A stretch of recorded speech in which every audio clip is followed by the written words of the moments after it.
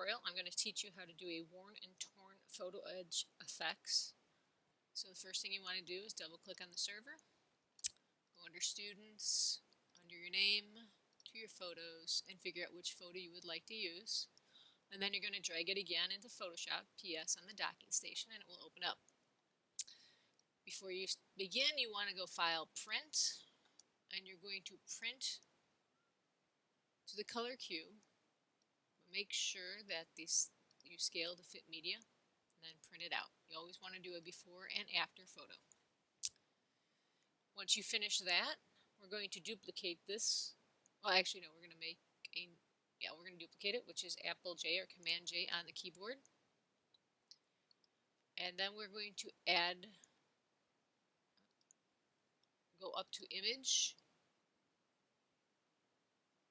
Canvas Size,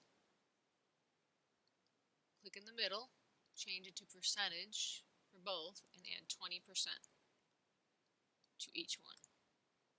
Then hit OK. So it made a 20% bigger all the way around. We need to add a new layer, so click on the New Layers button. Drag that layer below layer 1. And we want to fill that layer with white. So you do Apple A or Command A, that selects that layer. Make sure it's only layer 2. Then we want to go into Edit, Fill. We want to fill it with white, 100%. That way, if we turn it off, you see it was transparent before. Just by shutting the eyeball off, you can see it. We haven't saved this yet, so let's go under File, Save As. We want to call this WornandTorn with your initials and save it into your folder. Okay, so we've got it duplicated. We have a white background. Now our next thing is what we're going to want to add is a layers mask. So we're going to click back on layer 1, make sure your layer 1's highlighted. Down here you're going to make a layers mask. And we want to choose a brush, so make sure it's the brush tool. When you click on the brush tool, you're going to have to click up here on the top of the control panel, go to the cogwheel, and import legacy brushes.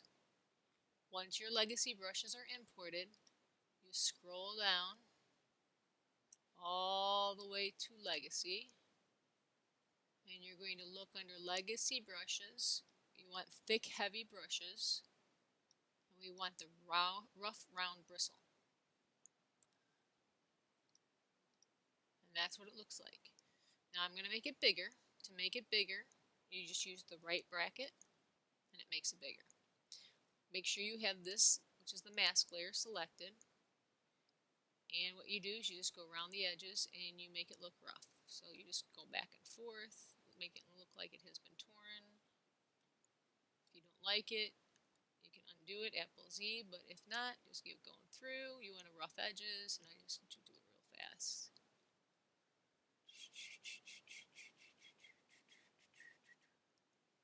All the way around, round and round you go. Where you stop, nobody knows.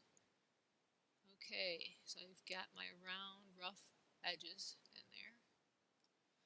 Okay, once you get your edges done, we're going to click on the layer 1 again, and we're going to duplicate it, which is Command or Apple J. Now we're going to go here to FX, and we want to go to Inner Glow. Now, though it sounds like we're going to do an inner glow, we're really not going to do an inner glow. What we're going to do is more so of a darker shadow, but we want inside. So up here, where it says Blend Mode, you want to go to Multiply.